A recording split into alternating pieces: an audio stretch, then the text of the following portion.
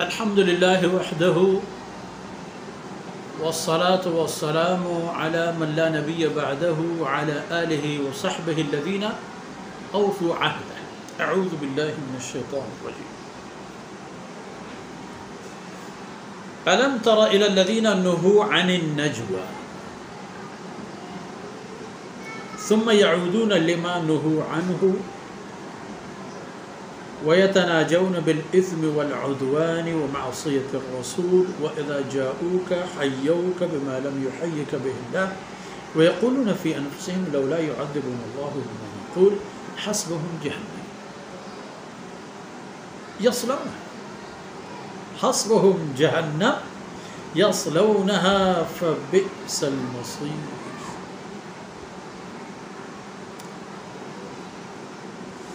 يا أيها الذين آمنوا إذا تناجيتم فلا تتناجوا بالإثم والعدوان ومعصية الرسول وتتناجوا بالبر والتقوى اتقوا الله الذي إليه تحشرون.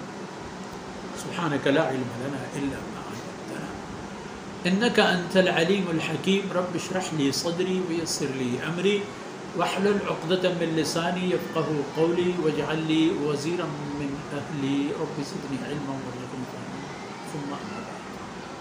گرامی قدر بھائیوں بہنوں اور میرے پیارے بچوں،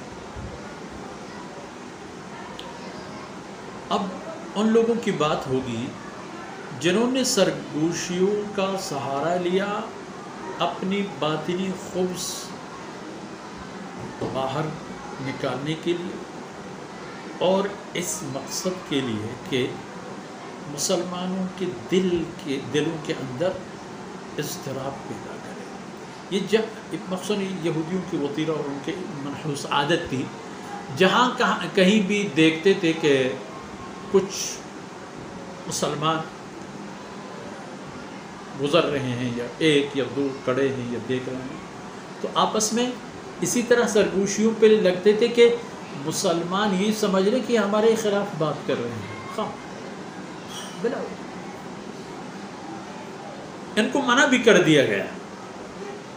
جب ان کی یہ عادت پڑ گئی تو رسول اللہ صلی اللہ علیہ وسلم نے ان کو خبردار کیا یہ غلط کر رہے ہیں.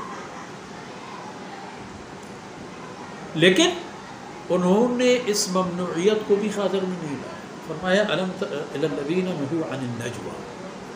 آپ نے دیکھا ان لوگوں جن کو سرگوشیوں سے منع کیا گیا تھا کہ سرگوشیاں نہ کر لیا کریں، لیکن ثم یعودون لما نہوا عنہ، وہ دوبارہ وہی کچھ کر رہے ہیں جس سے انہیں منع کیا گیا ہے، باوجود کہ انہیں خبردار کیا گیا ہے کہ تمہاری یہ حرکت غلط ہے، یہ باتیں غلط ہیں، یہ کام نہ کریں.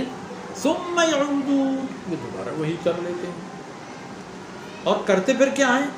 یتناجون بالاثم والعدوان ومعصیت الرسول. ان کی سرگوشیاں عام طور پر 3 موٹے گناہوں کی بنیاد پر ہوتی ہیں. سرگوشیاں 3 موٹے موٹے جرم اور جرائم کی بنیاد پر. پہلی بات اثم، گناہ. دوسری بات عدوان،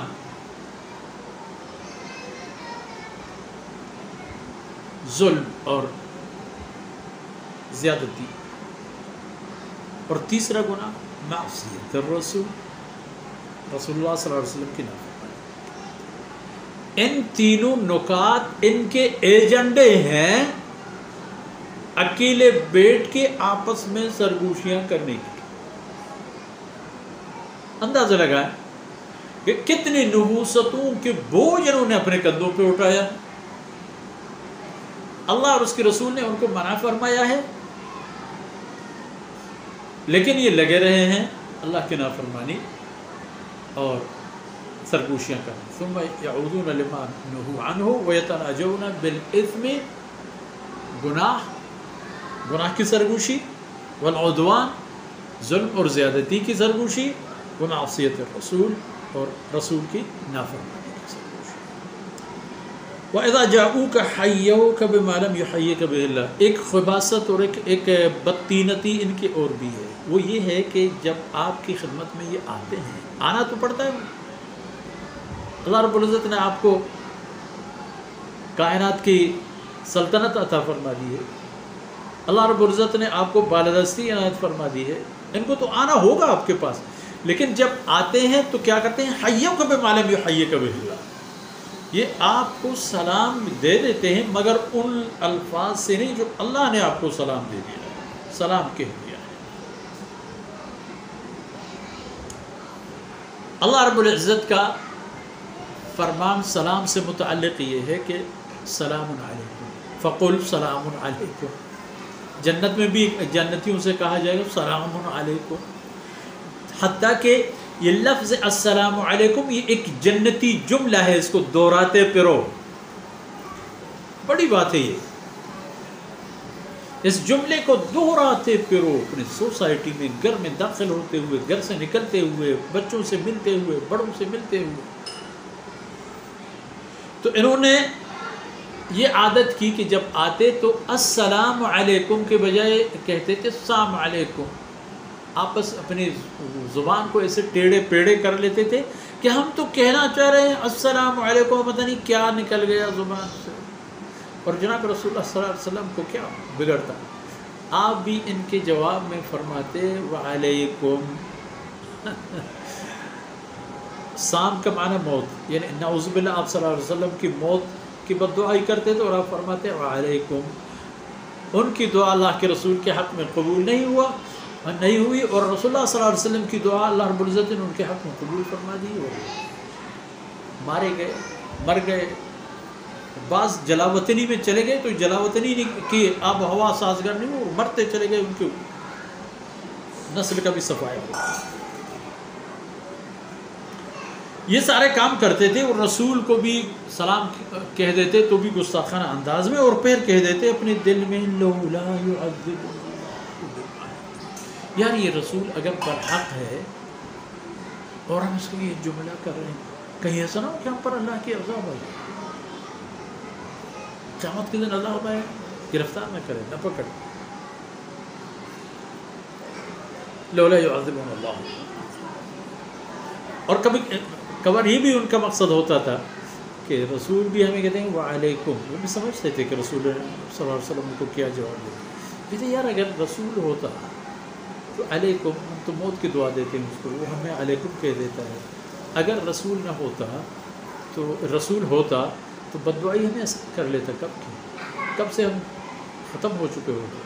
تو قرآن نے فرمایا اس کی فکر مت کرو، حسبہم جہنم، حسبہم جہنم، ان کے لیے کافی ہے جہنم، یصلونہا، یہ عنقریب جہنم رسید ہوں گے، پہنچ جائیں گے اپنے اس منزل مقصود پر، فبئس المصیر، اور جہنم جو ہے بہت برا اور بہت خراب ٹھکانہ ہے، جو لوگ وہاں جاتے ہیں سمجھتے ہیں کہ انہوں نے اچھا ٹھکانہ حاصل کیا، بہت برا ٹھکانہ ہے ان کے لیے۔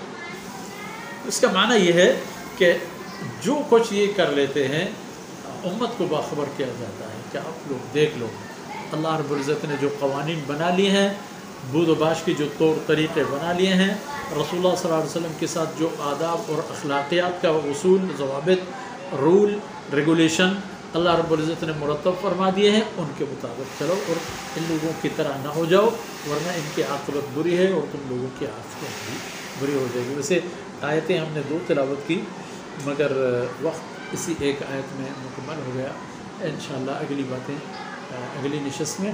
اللہ رب العزت ہماری کمی کوتاہیوں سے درگزر فرمائے، اور یہ لمحات ہمارے اور آپ کی دین و دنیا کی خیر کے سبب بن جائیں۔ وصلی اللہ علیہ نبینا محمد وعلی آلہ وصحبہ اجمعین۔